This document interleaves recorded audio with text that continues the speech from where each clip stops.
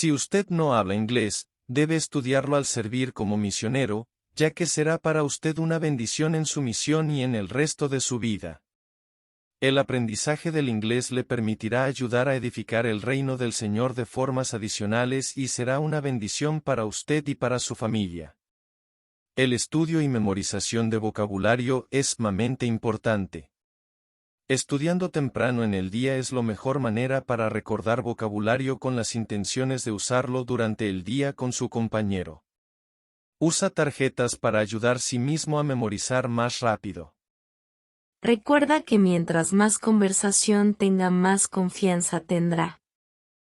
Here we go on lesson number 6 in EnglishConnect 1. 6.1, family prepare lesson, who is in your family. I will learn to use family words. I will learn to say how many people are in my family. Okay, those are my objectives.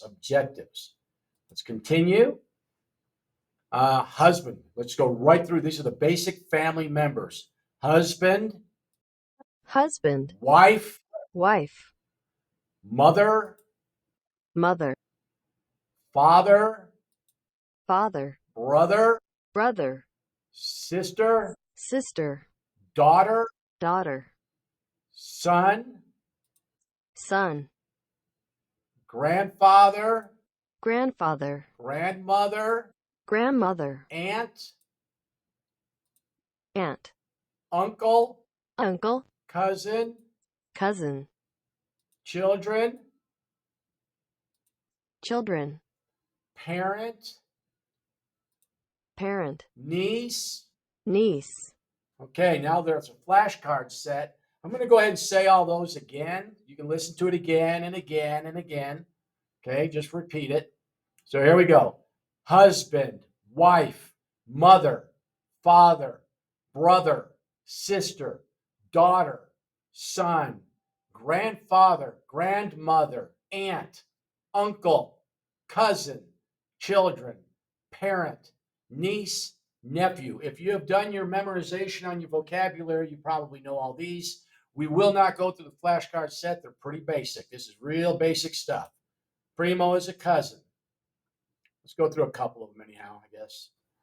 Madre is a mother. Tio is a uncle. Hermana is a sister. Okay, sister. Okay, sobrina is a niece. Hermano is a hermano is a brother. Brother for hermano. Hija is a daughter. Okay, so just go through those. You can see there's about 17 of them, I think. And every one of them is well, here they are. Brother, if you want more than one brother, that's a singular, a brother. But if you want more than one, two brothers, then it's put an S on it. And that S is the same for everything. Sisters, if you got more than one sister. If you got more than one parent, you have parents. You have more than one uncle, you have uncles. Okay? Children, a child, if you have a child and you have more than one child, it's children. Okay? That's the only one that's different. Everything else just puts an S on the end of it. So here's conversation 1. So tell me about yourself. And he tells us about himself. So tell me about yourself. Well, I'm from Canada. I like to dance. Also, I have a big family. Well, I'm from Canada. I like to dance. Also, I have a big family. Okay, now these statements in the conversations, they're going to ask you this. There's going to be questions that come up. Not the, so tell me about yourself. That's not a big deal. But where you're from would be one, a question they would ask you about this individual. He likes to do something. That's a word that we've been using. I like to dance. And I have a big family. That's a good one. How big is your family? Might even tell us right here. Oh, yeah? Tell me about your family. There we go. Jumping right into it. And then he says there are, and you're always going to use numbers or genders. Numbers or genders. There are 5 people in my family. Okay, well, we got the number. I have a brother and a sister. That's the genders. What about you? How many are in your family? And then this other one comes back with, let's see if this guy. I have 3 sisters and no brothers. So there are 6 people in my family. And because she's a sister, that's with the other 3 sisters. That's 4 sisters and no brothers. So the mom and the dad, they have 4 daughters. Sisters become daughters because we're talking about the difference, right?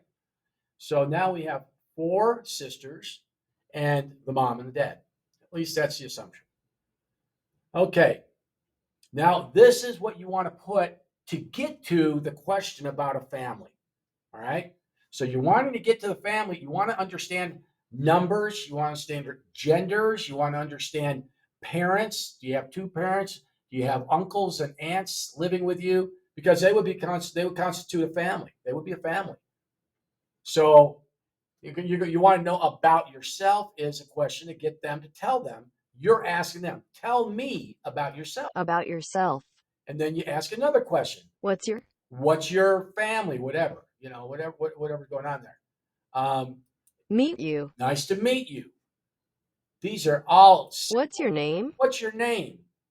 That you would ask in a like on a cruise ship. This is the kind of thing you might ask, just to break the ice. Tell me about your family. Now you're asking about gender. You're asking about numbers. But you're also asking about parentage. Is there a grandmother, a grandfather, an aunt, an uncle? Tell me about your family. Tell me about your family. Tell me about your family. There you go. Pleased to meet you. So I think this is where you're going to be wrapping it up or introducing. You can do it. Hi, hello, how are you? Pleased to meet you. When you're on a cruise ship, that's what you'll do. You'll sit at a table sometimes with people you don't know. Okay? Pleased to meet you. Now, what about you? What about you? What about you? What can you tell me about you? Okay, this one, we're not going to listen to this because it's pretty obnoxious. There's a lot of noise in the background. My name is Gabe Walter Potel Reed. I am an ex-NFL player. I fumbled in the Super Bowl. I'm born and raised in American Samoa. I don't think there's anything like it. How many children does he have? First of all, I'm going to pause that. How many children does he have? How many children does Gabe have? How many sons does he have? How many daughters does he have? That's all the things I was telling you about gender. Sons and daughters. Okay? How many people in the family? Where's Gabe from? We're going to assume he has a wife. And there it is. 4, 1, and 3. Okay? He's from Samoa. And let's see. Okay, now this is I want to read this in English and in Spanish. So here we go. The Spirit itself beareth witness with our spirit that we are the children of God.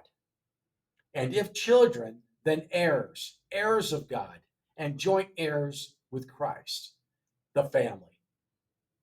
Romans 8, 16, 17 expresses God's relationship with us as a family. We are family members. Here's the catcher. We're all family members. It doesn't matter race, creed, when they were here, when they'll come to be here, gender. It doesn't matter. We're all family, okay? And that's hard for some people to believe. We all have biases, but we're all family.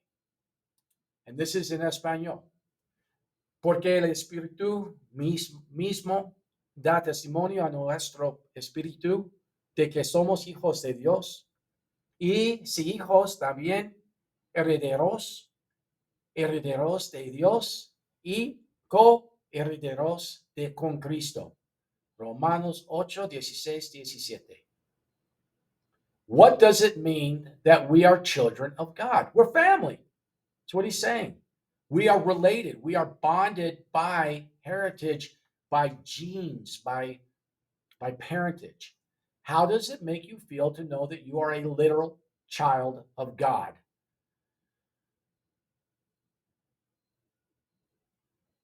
It makes me recognize why I do what I'm doing here. I don't want my mission to be without purpose. Si realmente desea asistir a las universidades presentadas en este programa, puede lograr ese objetivo de hábitos diarios de estudio continuo que incluya en su misión los requisitos. El capítulo 7 del nuevo Predicad mi Evangelio es específico en el requisito de que aquellos misioneros que utilicen esta misión para edificar una sólida red de miembros y compañeros sean bendecidos por la presencia constante de experiencias impulsadas por la educación.